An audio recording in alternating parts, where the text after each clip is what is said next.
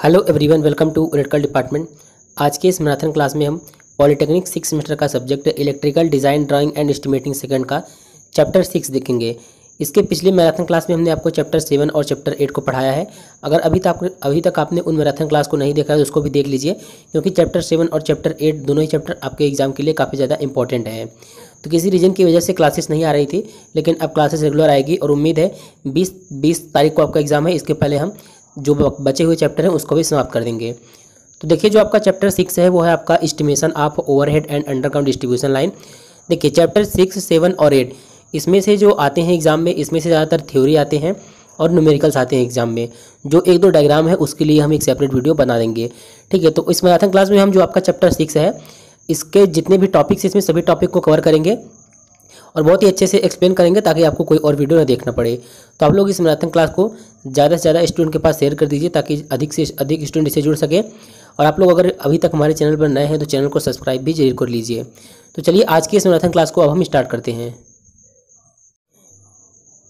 तो देखिए, चैप्टर 6 को स्टार्ट करने से पहले इसका हम एक बार सिलेबस देख लेते हैं कि सर चैप्टर 6 में आपको क्या क्या पढ़ना है। इसके बाद सभी टॉपिक को 1 बाय 1 करके कवर करेंगे। तो देखिए, जो आपका चैप्टर 6 है इसका मतलब, इसमें जो चैप्टर का नेम है वो है estimation of overhead and underground distribution line. कहने का मतलब है जो ओवरहेड यानी कि सिरोपरी लाइन होती है उसका एस्टिमेशन। और एस्टिमेशन का मतलब हम आपको बता चुके हैं कि एस्टिमेशन का मीनिंग क्या होता है। एस्टिमेशन का मीनिंग होता है आगणन, ठीक है। आगणन का मतलब होता है कि किसी भी आप जैसे आप एक ओवरहेड लाइन को खड़ा कर रहे हैं या एक ओवरहेड लाइन को स्थापित कर रहे हैं, तो स्थापित करने के लिए कौन कौन सी हमको मटेरियल की आवश्यकता होगी, तो उसका हम एक लिस्ट बनाएंगे। इससे वो कार्य क्या होता है, आसान हो जाता है। तो जो हम लिस्ट बनाते हैं उसी को बेसिकली बोलते हैं एस्टिमेशन। तो हमको इस चैप्टर में पढ़ना यही है कि जब एक ओवरहेड लाइन को हम स्थापित करते हैं या फिर एक ओवरहेड लाइन के लिए कौन कौन से इक्विपमेंट या कौन कौन से मटेरियल यूज़ होता है, और इसको तो बोलेंगे एस्टिमेशन। लेकिन यहाँ पर चैप्टर में आपके कॉस्टिंग भी दिया गया है। कहने का मतलब जो मटेरियल यूज़ करेंगे, मटेरियल का कॉस्ट क्या होगा, इसको बोलेंगे कॉस्टिंग। तो आपके एग्जाम में अगर कॉस्टिंग से रिलेटेड न्यूमेरिकल आएगा तो आपको आश्चर्य नहीं होना है कि कॉस्टिंग तो हमने पढ़ा ही नहीं था, क्योंकि लास्ट में यहाँ पर आप देख सकते हैं cost of material and work for overhead and underground line up to 11 kV only. यहाँ पर जो आपको कॉस्टिंग भी पढ़ना है कि ओवरहेड लाइन में जो मटेरियल यूज़ होते हैं, अगर मटेरियल की बात करें ओवरहेड लाइन में कौन कौन से मटेरियल यूज़ होते हैं, जैसे आपका लाइन सपोर्ट हो गया, क्रॉस आर्म हो गया, क्लैंप हो गया, कंडक्टर एंड स्टे सेट हो गया। तो इन सब मटेरियल का क्या कॉस्ट होने वाला है, उससे रिलेटेड क्वेश्चन भी यहाँ पर आपको देखने को मिलेंगे। तो इस वीडियो में कोशिश करेंगे आपको हम क्वेश्चन भी 1-2 क्वेश्चन सॉल्व करा दें, ताकि आपको आइडिया हो जाए कि क्वेश्चन इसमें कैसे सॉल्व करते हैं, ठीक है। देखिए, इस टाइप के जो इसमें क्वेश्चन होते हैं, चाहे चैप्टर 6 हो, 7 हो या 8 हो, जो भी क्वेश्चन होते हैं वो आपको केवल मतलब कि जो मटेरियल यूज़ होते हैं उनको नाम याद रखना है और उसका एक अप्रॉक्सीमेटली जो इसका कॉस्टिंग होता है उसको आपको ध्यान में रखना है। इसके बाद आप कुछ अपने जैसे न्यूमेरिकल आता है तो न्यूमेरिकल में सारा कुछ चीज़ नहीं दिया रहता है, आप परिकल्पना के आधार पर क्वेश्चन सॉल्व कर सकते हैं, ठीक है। सिलेबस हम देख लेते हैं। सबसे पहले main component of overhead line, यानी कि ओवरहेड लाइन के लिए कौन कौन से कंपोनेंट है। इसके बाद है आपका सपोर्ट, ठीक है, लाइन सपोर्ट, यानी कि जो पोल होता है उसी को बोलते हैं लाइन सपोर्ट, लाइन को जो सपोर्ट प्रोवाइड करता है। इसके बाद आपका क्रॉस आर्म के बारे में पढ़ना है, क्लैंप हो गया, कंडक्टर एंड स्टे सेट हो गया, लाइटनिंग अरेस्टर हो गया, डेंजर प्लेट हो गया, आपका एंटी क्लाइंबिंग डिवाइस हो गया। इसके बाद आपका बर्ड गार्ड है, जंपर है और ETC। तो इनमें से कुछ टॉपिक के बारे में आप लोगों ने IMRE सब्जेक्ट में पढ़ा होगा कि ओवरहेड लाइन क्या होता है, bird guard, anti climbing device, danger plate, lightning arrester, इन सभी टॉपिक के बारे में आप लोगों ने पढ़ा होगा। लेकिन यहाँ पर हम थोड़ा सा आपको एक्सप्लेन कर देंगे, इससे आपका रिविजन भी हो जाएगा और आपके एग्जाम में अगर आएगा तो आप लिख भी पाएंगे, ठीक है। इसके बाद इसमें नेक्स्ट है आपका कंक्रीटिंग ऑफ पोल, यानी कि पोल की कंक्रीटिंग हम कैसे करते हैं। इसके बाद इसमें पढ़ना है आपको अर्थिंग ऑफ ट्रांसमिशन लाइन। तो ट्रांसमिशन लाइन की अर्थिंग क्यों किया जाता है, कैसे किया जाता है, उसका डायग्राम भी आपको बताएंगे यहाँ पर। इसके बाद है formation of line, specification of material for overhead line. Overhead line के लिए कौन कौन से मटेरियल यूज़ करते हैं और उनका स्पेसिफिकेशन क्या होता है। इसके बाद ओवरहेड लाइन से संबंधित जो इंडियन इलेक्ट्रिसिटी रूल है इसके बारे में आपको यहाँ पर पढ़ना है। इसके बाद है आपका cost of material and work for overhead, ठीक, यानी कि ओवरहेड लाइन के लिए कौन कौन से मटेरियल यूज होते हैं उनकी कॉस्टिंग, और अंडरग्राउंड लाइन के लिए कौन कौन से मटेरियल यूज होते हैं उसकी कॉस्टिंग, ठीक है। यहाँ पर केवल आपको कंसीडर करना है 11 kV से नीचे, 11 kV के ऊपर नहीं जाना है, ये आपके सिलेबस में दिया गया है। बाकी आपको पता ही होगा इस बार पैटर्न बिल्कुल चेंज होकर आ रहा है, तो क्वेश्चन कहीं से भी आ सकता है। आप कितना ही कर सकते हैं, आप जो सिलेबस में दिया गया है उसको अच्छे से पढ़ के जाएँ, एग्जाम में अच्छा नंबर आएगा ही आपका, ठीक है। तो चलिए अब हम समझ लेते हैं सबसे पहले कि ओवरहेड लाइन से संबंधित जो टर्म्स है उसको समझेंगे, फिर जो इसमें कंपोनेंट यूज होंगे उसको देखेंगे। तो चैप्टर 6 है आपका estimation of overhead at underground distribution system. ठीक है, यहाँ पर डिस्ट्रीब्यूशन सिस्टम दिया है, लेकिन हम सबसे पहले हम ये समझ लेते हैं कि ट्रांसमिशन लाइन किसे बोलते हैं, डिस्ट्रीब्यूशन लाइन किसे कहते हैं और सर्विस कनेक्शन किसे कहते हैं। इसके बाद ही आगे के टर्म्स आपको समझ में आएंगे। ठीक है, तो यहाँ पर देखिए ट्रांसमिशन लाइन क्या होता है। जैसे कि नाम से ही पता चल रहा है, ये ट्रांसमिशन लाइन यानी कि ऐसा लाइन या ऐसा कंडक्टर जो क्या करता है, पावर को ट्रांसमिट करता है। ट्रांसमिट करने का मतलब एक ऐसा स्थान होता है, जैसे कि मान लीजिए ये एक ऐसा स्थान है और यहाँ पर पावर का जनरेशन हो रहा है। जनरेशन यानी कि जी, यहाँ पर पावर का जनरेशन हो रहा है।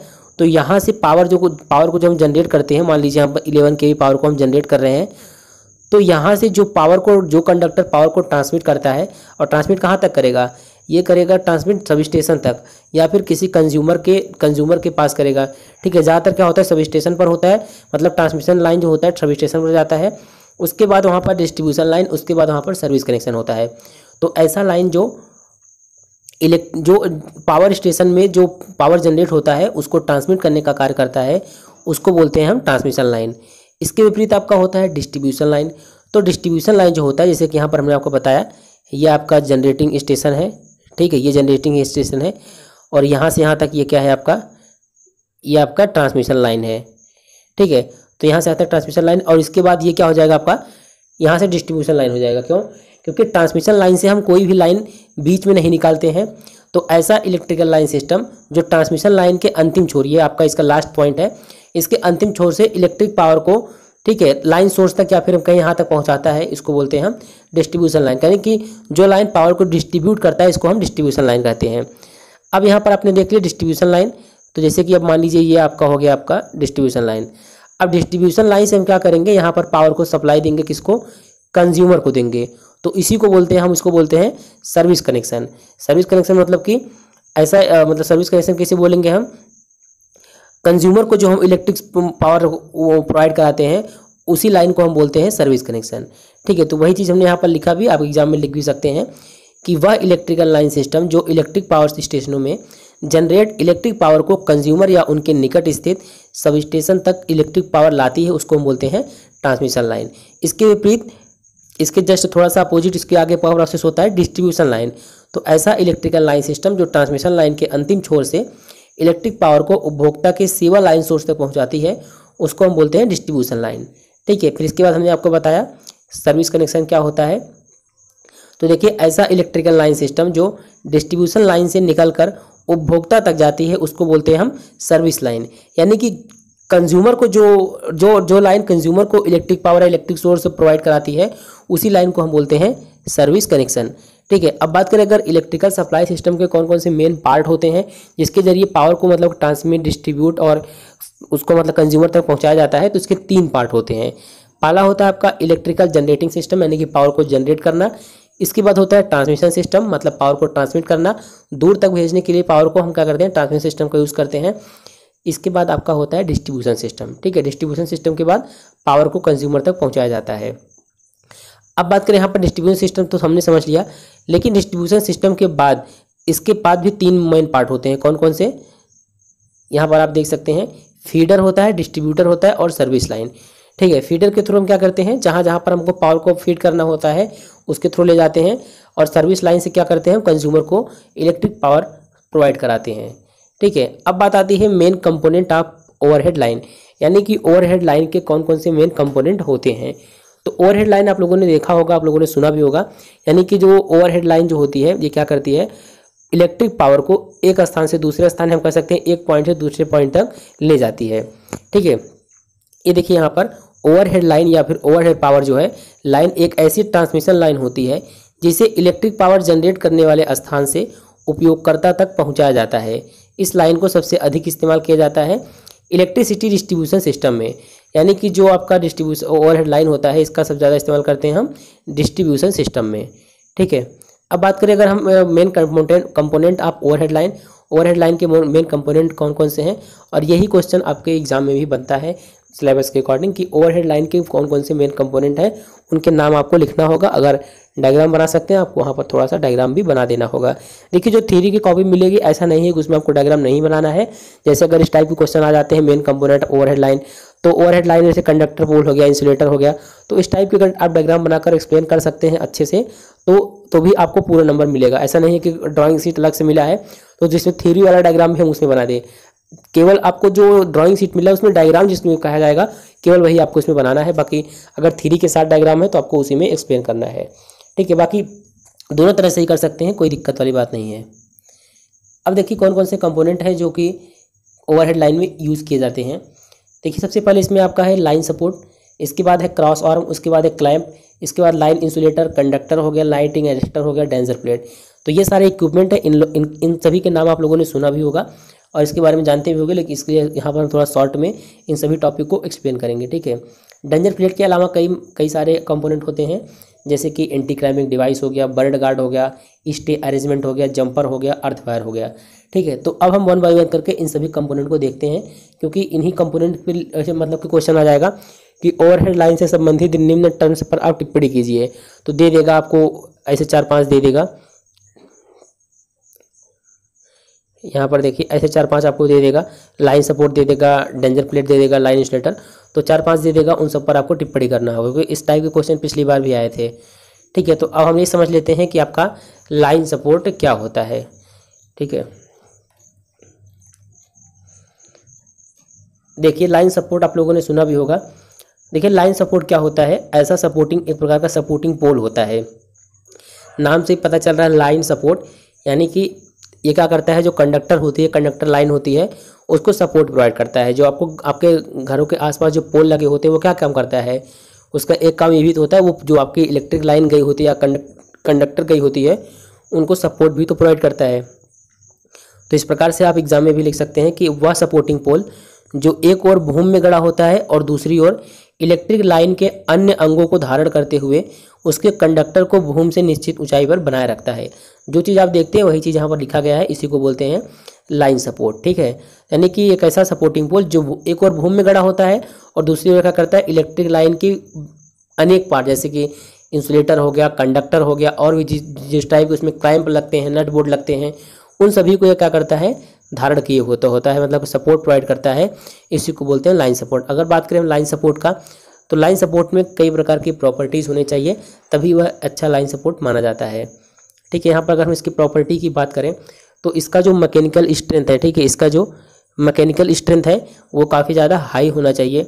और इसके बाद यह जो आपका लाइन सपोर्ट होता है उसका भार बहुत अधिक नहीं होना चाहिए, मतलब कि यह उसका वेट जो है वो लाइट हल्का होना चाहिए। और इसका जो आपका जो ये लाइन सपोर्ट है इसमें ये भी प्रॉपर्टी होना चाहिए लॉन्ग लाइफ, यानी कि यह लंबा टिकने वाला होना चाहिए। नेक्स्ट आपका गुड इन लुकिंग, मतलब देखने में भी अच्छा लगने वाला होना चाहिए। कॉस्ट में सस्ता होना चाहिए, मेंटेनेंस कॉस्ट भी कम होना चाहिए, ठीक है। तो इस प्रकार से लाइन सपोर्ट में कई सारे प्रॉपर्टीज़ होने चाहिए। अगर बात करें लाइन सपोर्ट की, तो लाइन सपोर्ट कई प्रकार का आप लोगों ने देखा होगा। गांव में आप लोग कभी देखते होंगे जहां पर आरसीसी पोल की व्यवस्था नहीं होती, वहां पर लोग लकड़ी का भी पोल यूज़ कर लेते हैं।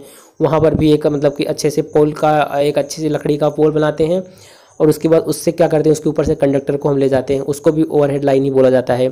तो लाइन सपोर्ट दो प्रकार के हो जाते हैं, ठीक है। और एक आप लोगों ने देखा होगा वो बड़ी मतलब कि हाई पावर के जो ट्रांसमिशन लाइन होते हैं उनको सपोर्ट प्रोवाइड करते हैं, ठीक है, जिनमें क्रॉस आर्म भी लगा होता है।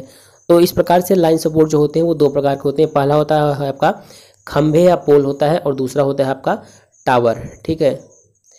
अब बात करें अगर खंभे या पोल की, तो जो खंभे या पोल आपके होते हैं ये लगभग 66 kV तक की वोल्टेज और 200 मीटर तक का स्पैन की इलेक्ट्रिकल लाइनों के लिए उपयोग में लाए जाते हैं। अगर खंभे या पोल की बात करें तो ये कई प्रकार के होते हैं, जैसे कि अगर हम बात करें यहाँ पर तो आपका हो गया लकड़ी का पोल हो गया, ठीक है। लकड़ी के पोल के लिए हम जैसे कि कई प्रकार की लकड़ियाँ होती है, पुराने वृक्ष हो गए, चीड़ हो गया, तो मतलब कुछ हर प्रकार की लकड़ी का यूज़ नहीं करते हैं, कुछ विशेष लकड़ी का ही यूज़ करते हैं जिसकी लाइफ स्पैन ज़्यादा हो, ठीक है। तो जो आपका खंभे या लकड़ी के पोल होते हैं इनको क्या करते हैं 66 kV तक की या 200 वोल्टेज 66 kV तक इसका वोल्टेज होता है और 200 मीटर तक के स्पैन के लिए हम लकड़ी के खंभे या पोल का यूज़ करते हैं।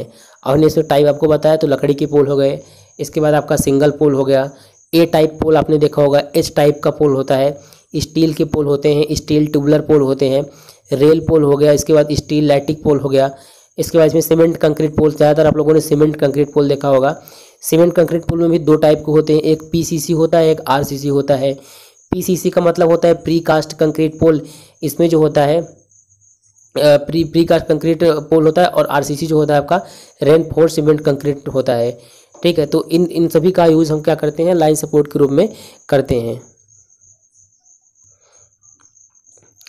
तो यहाँ पर इन सभी पोल के आप नाम भी देख सकते हैं। अगर हम टाइप ऑफ पोल की बात करें, जो आपके लकड़ी या खंभे के पोल होते हैं, सॉरी जो आपके पोल्स होते हैं वो कई प्रकार, जैसे वुडन पोल हमने आपको बताया, सिंगल पोल हो गया, ए टाइप पोल, एस टाइप पोल, स्टील ट्यूबुलर पोल, रेल पोल और सीमेंट पोल। ठीक है, अब इनके बारे में अगर हम वन बाय वन करके थोड़ा सा बताएं, तो आपके जो लकड़ी के पोल होते हैं, हम जो लकड़ी के पोल होते हैं इसमें किसी विशेष लकड़ी का यूज़ करते हैं जिनके लाइफ स्पैन काफ़ी ज़्यादा अच्छा हो। ठीक है, ये जो आपका ये वुडन पोल होते हैं, यहाँ पर जो आपके ये वुडन पोल होते हैं, इन पोल्स की जो अगर लंबाई की बात करें तो इनकी लंबाई जो होती है 10 मीटर से 14 मीटर तक होती है। इनकी लंबाई 10 से 14 मीटर तक होती है, और इनकी मोटाई की बात करें तो ऊपर से इनकी मोटाई 38 सेमी की होती है। ठीक है, तो ये आपका वुडन पोल हो गया। अगर बात करें हम सिंगल पोल की, तो जो होता है सिंगल पोल जो आपका होता है, इसकी भी लंबाई 10 से 11 मीटर तक की होती है, और जो आपका सिंगल पोल होता है इसका यूज़ हम करते हैं 22 केवी तक वोल्टेज के लिए करते हैं। इसके बाद आपका आता है ए टाइप पोल। तो जो आपका ए टाइप का पोल होता है, इसके लिए हम 12 सेमी से ऊपर, 12 मीटर से ऊपर अगर इसकी लंबाई का पोल चाहिए तो हम ए टाइप पोल यूज़ करते हैं। और इस प्रकार जो ए टाइप पोल होता है इसका भी यूज़ हम क्या करते हैं 22 केवी तक की वोल्टेज के लिए और 80 मीटर तक के स्पैन के लिए यूज़ करते हैं। इसके बाद एस टाइप पोल आप लोगों ने जरूर देखा होगा, जहाँ पर ट्रांसफार्मर लगे होते हैं वहाँ पर हम एस टाइप पोल का ही यूज़ करते हैं। ठीक है, तो एस टाइप पोल की बात करें तो इसकी लंबाई जो होती है 13 13.5 सेमी से ऊपर ही, सॉरी 13.5 मीटर से ऊपर ही होती है। और ये क्या करते हैं, ये 132 केवी, ये जो होते हैं एस टाइप के पोल जो होते हैं 132 केवी तक की वोल्टेज और 150 मीटर तक के स्पैन में इसको हम यूज़ कर सकते हैं। इसी प्रकार से आपका स्टील पोल हो गया, स्टील ट्यूबुलर पोल, रेल पोल, सीमेंट कंक्रीट पोल होते हैं। ठीक है, अगर बात करें हम टावर की, तो इसमें कई प्रकार के, हमें आपको दो प्रकार, ये तो पोल की बात की हमने, अब हम बात करते हैं टावर की। तो यहाँ पर अगर हम टावर की बात करें तो 66 केवी जो आपका होता है वोल्टेज, 66 केवी मतलब 66 केवी या उससे हाई वोल्टेज तथा अगर 200 मीटर से अधिक स्पैन है तो इसके लिए हम पोल का यूज़ नहीं करते हैं, उसके लिए हम स्टील टावर का यूज़ करते हैं। तो स्टील टावर के बारे में आप लोगों ने पढ़ा होगा IMRE में कि टावर को कैसे खड़ा करते हैं और किस वोल्टेज के लिए कौन सा टावर हम यूज़ करते हैं। ठीक है, तो आपका ये स्टील टावर हो गया, यानी कि 66 केवी और उससे 66 केवी या उससे अधिक वोल्टेज के लिए अगर 200 मीटर से अधिक के स्पैन है तो इसके लिए हम स्टील टावर का यूज़ करते हैं। अब देखिए इसमें आपका सिलेबस के अकॉर्डिंग जो आपका नेक्स्ट कंपोनेंट है ओवरहेड लाइन में जो यूज़ होता है वो है आपका क्रॉस आर्म। ठीक है, तो आप लोगों ने क्रॉस आर्म जरूर देखा होगा। देखिए क्रॉस आर्म क्या होता है, जो आपके लाइन सपोर्ट होते हैं उनमें इंसुलेटर को सपोर्ट प्रोवाइड करने के लिए, यहाँ पर आप थोड़ा सा देख पा रहे होंगे, यहाँ पर कोने पर जो आपको ये दिख रहा है, ये वाला पार्ट इधर भी जो दिख रहा है, इसको क्या बोलते हैं हम क्रॉस आर्म बोलते हैं। क्रॉस आर्म देखिए बेसिकली करता क्या है, ये इंसुलेटर को सपोर्ट प्रोवाइड करता है, और इंसुलेटर को सपोर्ट प्रोवाइड करता है। यह लकड़ी का भी बना हो सकता है और स्टील का भी बना हो सकता है। ठीक है, और इस क्रॉस आर्म को ही हम MS एंगल या MS चैनल भी बोलते हैं। कहने का मतलब जो ओवरहेड लाइन में इंसुलेटर को सपोर्ट प्रोवाइड करने के लिए जिस एसेसरीज का प्रयोग हम करते हैं उसे हम बोलते हैं क्रॉस आर्म। यह लकड़ी या स्टील की बनी होती है, इसको हम MS एंगल या MS चैनल भी कहते हैं। अगर बात करें हम क्रॉस आर्म के लेंथ की, तो इसका लेंथ जो होता है 1.5 से 2.6 मीटर 5 मीटर होती है, और क्रॉस आर्म की पोल के टॉप पॉइंट से डिस्टेंस जो होती है वो 1.2 मीटर होती है। ठीक है, इसके बाद आपका नेक्स्ट है क्लैंप या ब्रैकेट। देखिए क्लैंप या ब्रैकेट आप डेली लाइफ में भी यूज़ करते होंगे। ठीक है, किसी न किसी मतलब कि कंपोनेंट को सपोर्ट प्रोवाइड करने के लिए। तो यहाँ पर हम क्या करेंगे, जो ओवरहेड लाइन है इसमें कई प्रकार के इंसुलेटर लगते हैं। ठीक है, ब्रेसिंग होते हैं, इन सभी को हम स्थापित करने के लिए, सपोर्ट प्रोवाइड करने के लिए क्लैंप या ब्रैकेट का ही यूज़ करते हैं। तो देखिए यहाँ पर इंसुलेटरों को पोल, टावर व उनकी क्रॉस आर्म में स्थापित करने, क्रॉस आर्म को पोल पर स्थापित करने, ब्रेसिंग को स्थापित करने, लाइन सपोर्ट पर अर्थ वायर या गार्ड वायर या प्रोटेक्टिव वायर इसे बोल सकते हैं, उसको इन सभी को स्थापित करने, या फिर स्टे वायर को हम लगाने के लिए विभिन्न प्रकार के क्लैंप का उपयोग करते हैं। क्लैंप क्या होता है, एक प्रकार से मतलब कि मजबूती प्रदान करता है, हम कह सकते हैं, या फिर एक प्रकार का सपोर्ट प्रदान करता है। जो भी हम ओवरहेड लाइन में कंपोनेंट लगाते हैं उनको क्या करते हैं, एक स्थान पर उस स्थान पर अच्छे से जकड़े रहता है, ये हम कह सकते हैं।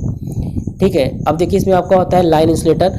तो इंसुलेटर आप लोगों ने देखा होगा और सुना भी होगा, कई टाइप के इंसुलेटर होते हैं, जैसे कि आपका होता है डिस्क इंसुलेटर हो गया, साइकिल इंसुलेटर हो गया, स्टेन इंसुलेटर हो गया, पेन इंसुलेटर हो गया। तो अपने काम के अकॉर्डिंग हम कई प्रकार के इंसुलेटर का यूज़ करते हैं। बेसिकली इंसुलेटर करता क्या है, जैसे कि आप लोगों ने ओवरहेड लाइन या स्टील टावर देखा होगा। अब देखिए स्टील टावर से वो ट्रांसमिशन लाइन भी जाती है या डिस्ट्रीब्यूशन लाइन जाती है, लेकिन आपके वो स्टील टावर में करंट का फ्लो नहीं होता है। तो करंट का फ्लो क्यों नहीं होता, कि आप लोगों ने कभी सोचा है? ये क्यों इसलिए नहीं होता, लाइन इंसुलेटर की वजह से। इंसुलेटर क्या करता है, जो आपके ट्रांसमिशन लाइन या डिस्ट्रीब्यूशन लाइन गई होती है उसको क्या करता है, स्टील टावर या फिर इलेक्ट्रिक पोल से उसको सेपरेट कर देता है, मतलब कि एक इंसुलेटिंग प्रोवाइड करता है। ये होता है लाइन इंसुलेटर का काम, ठीक है। तो ट्रांसमिशन व डिस्ट्रीब्यूशन लाइनों के लाइन कंडक्टर को लाइन सपोर्ट से इंसुलेटेड या अलग रखने के लिए हम लाइन इंसुलेटर का यूज़ करते हैं। इंसुलेटर जो होता है आपको पता है, इंसुलेटर है तो इसमें किसी प्रकार का इलेक्ट्रिक का फ्लो नहीं होगा, और यह जो होता है चीनी मिट्टी आदि का बनाया जाता है। तो वे इलेक्ट्रिक इंसुलेशन संरचनाएं जो लाइन कंडक्टर को लाइन सपोर्ट से इंसुलेट करने के लिए लाइन सपोर्ट पर ही स्थापित की जाती हैं, उसको हम बोलते हैं लाइन इंसुलेटर, ठीक है। और कई प्रकार के लाइन इंसुलेटर होते हैं, जिस प्रकार से वोल्टेज होता है, जिस प्रकार से मतलब कि वहाँ पर जो रिक्वायर्ड होती है उस टाइप के हम इंसुलेटर यूज़ करते हैं। इंसुलेटर कई प्रकार के होते हैं, जैसे कि आपका पिन इंसुलेटर हो गया, डिस्क इंसुलेटर हो गया, साइकिल इंसुलेटर हो गया, स्टेन इंसुलेटर हो गया, ठीक है। अब नेक्स्ट है आपका कंडक्टर। तो कंडक्टर जो है आपके ओवरहेड लाइन में बहुत ही इंपॉर्टेंट रोल है इसका, क्योंकि बिना कंडक्टर के आप इलेक्ट्रिक पावर को मतलब कि ट्रांसमिट या डिस्ट्रीब्यूट कर ही नहीं सकते हैं। तो देखिए ओवरहेड लाइन में कौन सा कंडक्टर यूज़ करते हैं उसको हम देखते हैं, ठीक है। अगर कंडक्टर की बात करें हम, तो ओवरहेड लाइन में जो कंडक्टर का कार्य यही होता है, यह इलेक्ट्रिक एनर्जी को एक स्थान से दूसरे स्थान तक ले जाता है, ठीक है। और कंडक्टर के लिए हम कौन कौन से मटेरियल का यूज़ करते हैं, तो कॉपर का भी यूज़ कर सकते हैं। आप लोगों ने सुना होगा ACSR या इस प्रकार से कई प्रकार कंडक्टर होते हैं। तो कंपनी जो भी रिक्वायर्ड होती है जिस भी कंडक्टर की, उसको हम यूज़ करते हैं, ठीक है। इसके बाद देखिए जो ओवरहेड लाइन में जो लाइन कंडक्टर होता है, इसको हम इंसुलेटर पर स्थापित करते हैं। इंसुलेटर पर क्यों स्थापित करते हैं, ताकि जो आपका लाइन सपोर्ट है इससे कनेक्टेड ना हो, ठीक है। यहाँ पर आप देख सकते हैं कंडक्टर किस प्रकार से, ऐसे यहाँ पर एक कंडक्टर गए हैं, एक इन कंडक्टर को आप देख सकते हैं किस प्रकार से लाइन इंसुलेटर से कनेक्टेड होती हैं। अब बात करें अगर हम कंडक्टर में कौन कौन सी प्रॉपर्टीज़ होनी चाहिए कि एक अच्छा कंडक्टर माना जाएगा उसका, तो इसका जो कंडक्टिविटी है, यानी कि इसकी जो कंडक्टिविटी है वो काफ़ी ज़्यादा हाई होनी चाहिए, और इसकी रजिस्टिविटी जो है वो लो होनी चाहिए, तो एक अच्छा कंडक्टर माना जाएगा। और बात करें इसका टेंसाइल स्ट्रेंथ जो होना चाहिए वो हाई होना चाहिए, और स्पेसिफिक ग्रेविटी लो होना चाहिए, और टेम्परेचर कोएफिशिएंट भी लो होना चाहिए। और जिस भी कंडक्टर का हम यूज़ करते हैं ध्यान देना होगा कि वो मतलब कि वातावरण के प्रभाव से मुक्त हो, और इसको हम कहीं भी आसानी से जोड़ या तोड़ सकें, ठीक है। तो ये कुछ होते हैं कंडक्टर जिनमें ये प्रॉपर्टीज़ पाई जाती है। सबसे ज़्यादा अगर हम बात करें कौन से कंडक्टर का यूज़ करते हैं, तो एल्युमिनियम के कंडक्टर का यूज़ करते हैं, लेकिन एल्युमिनियम से अच्छा कॉपर होता है, लेकिन कॉपर का यूज़ हम नहीं करते क्योंकि इसका कॉस्ट काफ़ी ज़्यादा होता है, ठीक है। जो कॉपर होता है आपका, इसका रजिस्टिविटी भी इसका जो होता है वो लो होता है, और कंडक्टिविटी इसका हाई होता है, लेकिन इसके कॉस्ट के अधिक होने की वजह से हम एल्युमिनियम का यूज़ करते हैं। कॉपर या एल्युमिनियम के अलावा भी कई प्रकार के कंडक्टर हम ओवरहेड लाइन के लिए यूज़ करते हैं, जैसे कि स्टील हो गया, कैडमियम कॉपर हो गया, लेकिन इन सब का यूज़ ज़्यादातर नहीं किया जाता है। अगर इन दिनों बात करें तो इन दिनों सबसे ज़्यादा जो है वो एल्युमिनियम का ही यूज़ किया जाता है। अब देखिए नेक्स्ट टॉपिक है आपका स्टे अरेंजमेंट। तो स्टे अरेंजमेंट भी आप लोगों ने देखा होगा, पोल देखा होगा इस प्रकार से, यहाँ पर चित्र में आप देख पा रहे होंगे, ये आपका पोल देखे होंगे। पोल के साथ एक वायर ऐसे ज़मीन में गई होती है। आप लोग सोचते होंगे कि ये जो वायर है ये पोल को सपोर्ट प्रोवाइड करता है, तो बिल्कुल देखिए ऐसा ही है। तो ऐसा व्यवस्था हम बोल सकते हैं जो पोल को सपोर्ट प्रोवाइड करती है। ये क्या होती है, इसको हम बोलते हैं स्टे अरेंजमेंट बोलते हैं, ठीक है। यह क्या होता है, ये ज़रूरत के अकॉर्डिंग इसको आप 45 डिग्री पर भी आप इसकी अरेंजमेंट कर सकते हैं, या फिर 30 डिग्री पर भी इसका अरेंजमेंट कर सकते हैं, ठीक है। तो ये होता है आपका स्टे अरेंजमेंट। ये डायग्राम में आप चित्र देख सकते हैं, और एग्जाम में एक्सप्लेन करने के लिए आप एग्जाम में इस डायग्राम को बना भी सकते हैं। इसके बाद आता है आपका लाइटनिंग अरेस्टर। तो लाइटनिंग अरेस्टर भी आप लोग जानते होंगे, लाइटनिंग अरेस्टर क्या होता है। जो बरसात के मौसम में जो आकाशीय बिजली होती है यानी कि लाइटनिंग होती है, लाइटनिंग स्ट्राइक होती है, उससे क्या करता है आपके इक्विपमेंट को प्रोटेक्ट करता है। ठीक है, तो लाइटनिंग अरेस्टर जो होती है इसको, इसकी आप अगर इसकी वर्किंग के बारे में समझना चाहते हैं तो आप लोगों ने एसजीपी में इसके वर्किंग को बहुत ही अच्छे से एक्सप्लेन किया था हमने, आप लोगों ने वीडियो देखा होगा, आपको समझ में आ जाएगा। तो लाइटनिंग अरेस्टर जो होता है ये क्या होता है, ये आपके आकाशीय इलेक्ट्रिसिटी से लाइटिंग से रक्षा करते हैं। ये क्या होते हैं जो इसमें लाइटनिंग अरेस्टर होते हैं नॉर्मल कंडीशन में, जैसे मान लीजिए कोई भी लाइटनिंग इस समय नहीं है तो नॉर्मल कंडीशन में लाइन कंडक्टर अर्थ के बीच क्या होते हैं, ये ओपन सर्किट होते हैं। लेकिन जैसे लाइटनिंग स्ट्रोक आती है ये क्या करते हैं, लो प्रतिबाधा का कार्य करते हैं और क्या कर देते हैं, जो लाइटनिंग होती है उसको अर्थ कर देते हैं और इस प्रकार से हमारा इक्विपमेंट जो होता है वो लाइटनिंग से बच जाता है। ठीक है, इसके बाद आपका नेक्स्ट इसमें टॉपिक है anti climbing device. Anti climbing मतलब कि क्लाइंबिंग से रोकने के लिए जिस भी डिवाइस का हम यूज़ करते हैं उसी को बोलते हैं हम एंटी क्लाइंबिंग। लेकिन एंटी क्लाइंबिंग के लिए हम कई प्रकार की डिवाइस का यूज़ करते हैं, ऐसा नहीं है कि केवल यहाँ पर बारबर्ड वायर का ही यूज़ करते हैं, कटीले तार का, कई प्रकार के हम डिवाइस का यूज़ करते हैं। लेकिन इन दिनों अगर बात करें सबसे अधिक जिसका उपयोग किया जाता है, ठीक है, बारबर्ड वायर का ही यूज़ किया जाता है, कटीले तार का, क्योंकि इसकी कॉस्ट भी कम होती है और इसको इंस्टॉल करना भी थोड़ा सा आसान होता है। ठीक है, तो पोल पर कोई अनऑथराइज्ड पर्सन न चढ़ सके इसके लिए हम 2.5 मीटर दूरी का GI गैल्वनाइज्ड आयरन कटीला तार लपेट देते हैं, इसी को बोलते हैं हम एंटी क्लाइंबिंग डिवाइस। ठीक है, आपको ये भी समझ में आ गया हो गया। अब देखिए इसमें आपका है कंक्रीटिंग ऑफ पोल।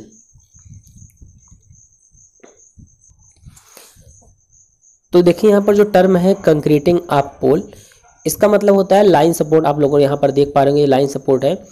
ये जो लाइन सपोर्ट है इसको हम भूमि में लगाने के लिए क्या करते हैं, कंक्रीटिंग करते हैं ताकि ये भूमि में अच्छे से मतलब कि स्थापित रहे। ठीक है, तो लाइन सपोर्ट को भूमि में दृढ़ से जमाव देने के लिए लकड़ी के पोलों के अतिरिक्त जो लकड़ी के पोल होते हैं उसमें कंक्रीटिंग नहीं की जाती है। इसके अलावा जो भी पोल होते हैं उनकी कंक्रीटिंग की जाती है ताकि उसकी स्ट्रेंथ उस जगह पर बनी रहे। ठीक है, इसके अलावा जो भी अन्य लाइन सपोर्ट होते हैं उसकी नींव पर कंक्रीटिंग करते हैं। लाइन सपोर्ट की कंक्रीटिंग के लिए हम क्या करते हैं, 1:4:8 अनुपात का सीमेंट कंक्रीट हम यूज़ में लाते हैं। सीमेंट कंक्रीट के लिए इसके कंक्रीटिंग के लिए हम क्या करते हैं, मफ बनाते हैं और जो मफ होता है वो 3 mm मोटी इस्पात की सीट के उपयोग इसमें करते हैं। ठीक है, तो ज़्यादा इंपॉर्टेंट टॉपिक ये नहीं है, ये एग्जाम में नहीं आएगा कंक्रीटिंग ऑफ पोल। बाकी अब हम देखते हैं अर्थिंग ऑफ ट्रांसमिशन लाइन। ठीक है, ये एग्जाम में आ सकता है क्योंकि इससे संबंधित इंडियन इलेक्ट्रिसिटी रूल भी है। ठीक है, तो अगर बात करें अर्थिंग ऑफ ट्रांसमिशन लाइन का, तो ट्रांसमिशन लाइन की भी अर्थिंग की जाती है। ये आपके जो इंडियन इलेक्ट्रिसिटी रूल है 90 में इसको बहुत ही अच्छे से एक्सप्लेन किया गया है। तो अगर भारतीय विद्युत नियम 90 के अनुसार अगर हम बताएं तो ओवरहेड लाइन के 1.6 किलोमीटर में कम से कम 4 अर्थिंग होनी चाहिए। और लाइन सपोर्ट की अर्थिंग के लिए हम क्या करते हैं, अधिकतर पाइप अर्थिंग का यूज़ करते हैं। यानी कि अगर ट्रांसमिशन लाइन के अर्थिंग की बात करें तो सबसे ज़्यादा हम पाइप अर्थिंग का ही यूज़ करते हैं। पाइप अर्थिंग का डायग्राम कैसे बनेगा इसके लिए एक सेपरेट वीडियो है, आप लोग उसको देख सकते हैं। ठीक है, अर्थिंग ऑफ ट्रांसमिशन लाइन में ही हम इसके लिए क्या करते हैं, सामान्यतः 2.5 मीटर लंबा 40 mm आंतरिक व्यास व 2.9 mm मोटाई का GI पाइप यूज़ में लाते हैं। अब हम देख लेते हैं पूरी डिटेल में कि जो रूल नंबर 90 है, जो इंडियन इलेक्ट्रिसिटी रूल है अर्थिंग से रिलेटेड ट्रांसमिशन लाइन के, उसमें क्या कहा गया है। ठीक है, तो रूल नंबर 90 के अनुसार ओवरहेड लाइन के सभी सपोर्ट और मेटल की फिटिंग को हम अच्छी तरह अर्थ किया जाएगा तथा ओवरहेड लाइन में प्रत्येक 1600 मीटर की दूरी पर समान रूप से 4 स्थानों पर क्या किया जाएगा, अर्थिंग की जाएगी। ठीक है, और प्रत्येक स्टे वायर को भी अर्थ किया जाएगा जब तक उसमें किसी प्रकार का इंसुलेटर यूज न किया गया हो। ठीक है, तो ये था आपका चैप्टर 6 का जो इम्पोर्टेंट थ्योरी वाला टॉपिक था। इसके बाद आपका आता है specification of material for overhead line, यानी कि ओवरहेड लाइन के लिए हम कौन कौन से मटेरियल का यूज़ करते हैं इसके बारे में आपको एक्सप्लेन करना होगा। इसके बाद है आपका कॉस्टिंग। ठीक है, यानी कि न्यूमेरिकल ही है चैप्टर 6, इसमें आपका समाप्त होता है। देखिए चैप्टर 6 में अगर आप देखेंगे नाम में है दिया गया है chapter 6 estimation of overhead and underground line, लेकिन सिलेबस में देखें तो सिलेबस में केवल ओवरहेड लाइन के कंपोनेंट की ही बात की गई है, अंडरग्राउंड लाइन के कंपोनेंट की बात नहीं की गई है। लेकिन यहाँ पर हम आपको अंडरग्राउंड लाइन के कंपोनेंट के बारे में बता देंगे या फिर पीडीएफ प्रोवाइड कर देंगे, क्योंकि यहाँ से भी क्वेश्चन आ सकते हैं। ठीक है, तो थोड़ा सा आप डीप जाके पढ़िए, भले सिलेबस में नहीं दिया गया है अंडरग्राउंड डिस्ट्रीब्यूशन लाइन, आप लोगों को इसके बारे में जरूर से पढ़ना होगा। इसका नोट्स या वीडियो लेक्चर आ जाएगा। तो इसके न्यूमेरिकल के लिए एक अलग से वीडियो जल्दी बनाएंगे हम, आप लोग अभी तक जितना पढ़ा है, नोट्स प्रोवाइड किए, उतना तैयार करते रहिए। बाकी EDD का सेकंड का एग्जाम में आप लोगों को काफ़ी टाइम भी मिला होगा तैयारी करने के लिए। आप लोग तैयार भी कर चुके होंगे, बस आपको रिवीजन करना है। तो यहाँ पर आप वीडियो के माध्यम से आप रिवीजन भी कर सकते हैं। जो अभी तक कुछ नहीं पढ़े हैं वो आप वीडियो में थोड़ा थोड़ा करके समझेंगे तो आपको ज़रूर इसमें आप पास मार्क ला सकते हैं। और जो सारा कुछ पढ़ चुके हैं वो उनका रिवीजन हो जाएगा। तो आप लोग हमारे चैनल को जरूर से सब्सक्राइब कर लीजिए। आप लोगों को डिप्लोमा कंप्लीट होने के बाद इस पर जॉब अपडेट भी मिलता रहेगा। तो अब हम मिलते हैं इसके नेक्स्ट मैथन क्लास में। चैप्टर 5 होगा या फिर इसके न्यूमेरिकल को हम सॉल्व कराएंगे।